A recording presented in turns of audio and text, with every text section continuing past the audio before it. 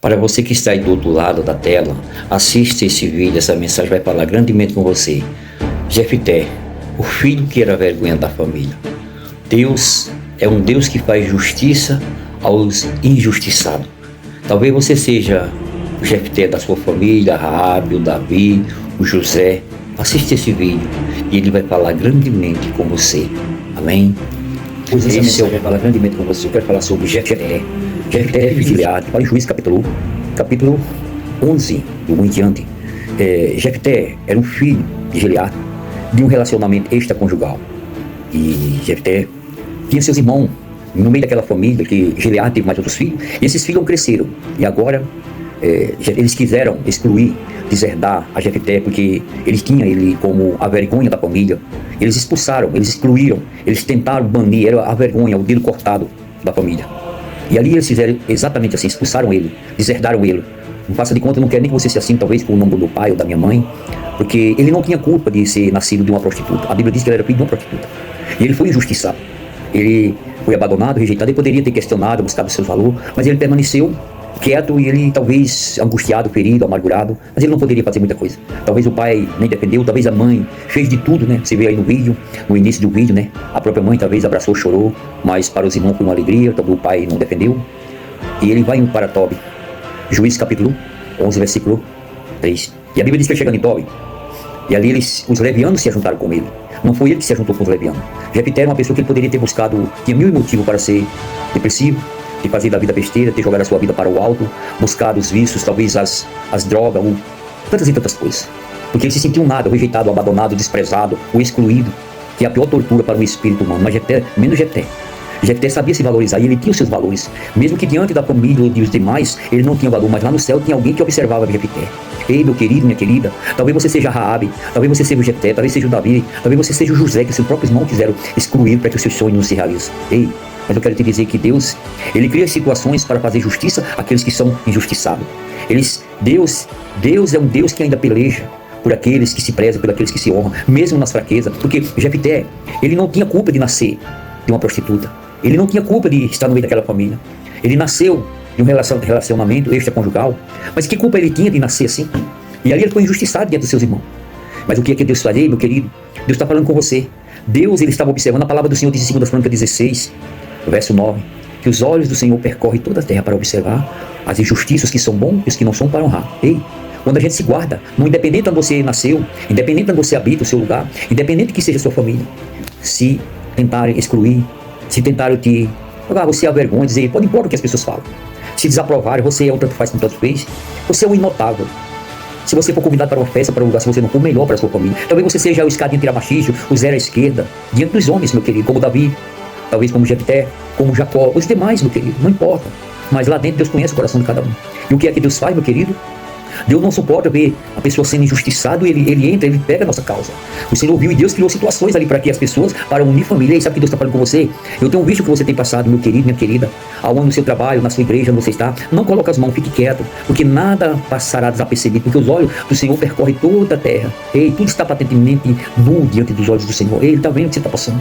Ei, Ele está dizendo assim, eu vou criar situações na sua família. Eu vou honrar você. Você foi tentar desonrar, te envergonhar. Você está passando por isso, essa situação, mas eu vou te honrar.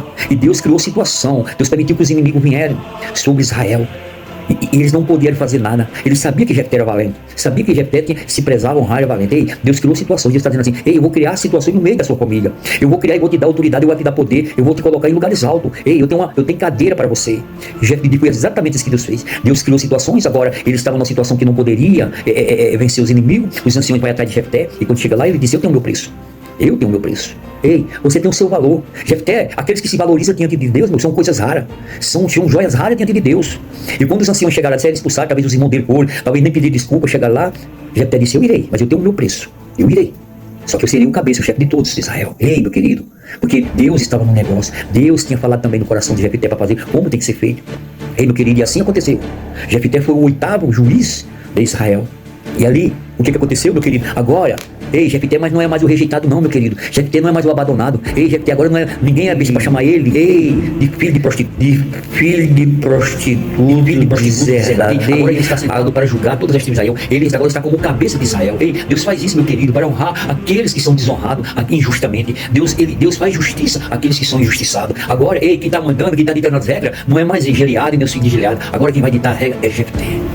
Jefté poderia ter mandado matar os seus irmãos, não, porque a vingança só pertence a Deus. Se Jefté matasse seus irmãos, meu querido, eles não iam ver o que Deus ia fazer na vida de Jefté. É por isso que a Bíblia diz que nós temos que orar pelos nossos inimigos e Deus fará justiça. Jefté tem o prazer de depois os próprios seus irmãos fazer continência para ele. Ele agora tem uma cadeira como juiz, hein? Não só apenas como um general de guerra para vencer Israel, não, porque ele era valente, ele sabia se valorizar, meu querido. Então você que tem se valorizado, aparentemente parece que não está acontecendo nada, parece que está tudo, ei, mas os olhos do Senhor, Deus está atento a todos os mínimos detalhes, meu querido. Diz o Senhor para você: eu vou criar situação na sua família. Eu vou fazer o que vou fazer para que o nome de Deus seja glorificado. E todos aqueles que te rejeitaram, todos aqueles que te abandonaram, eu vou usar a sua vida para abençoar, para socorrer a cada um, como ele fez com Davi, como ele fez com José, que abandonaram e venderam, e através de José eles foram salvos. Eles bateram continência para José. Assim como Davi, o rejeitado, abandonado, desprezado, o zero à esquerda, e o pai não contou nem como Davi quando Samuel chegou lá, nem como filho, que passou Eliabe, Aminadab, Samar, Rosém, Simeia e Natanael. E aí quando passaram o mundo dos 7, Samuel disse assim: acabaram-se o jovem?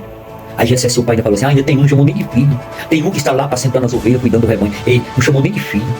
Samuel disse assim: e não comerás nessa mesa enquanto ele não sentar. Ei, vai comer na mesa, meu querido. Ei, Deus tem cadeira preparando para você. Deus vai te tirar do anonimato, rejeitado, abandonado, desprezado. Essa mensagem é do coração de Deus para você. Talvez você seja o Rabi da vida, a vergonha da família. Oh, meu querido, Matamar, ei, Deus vai honrar você que tem sido humilhado, desprezado. Deus está dizendo assim: sou eu que crio situações.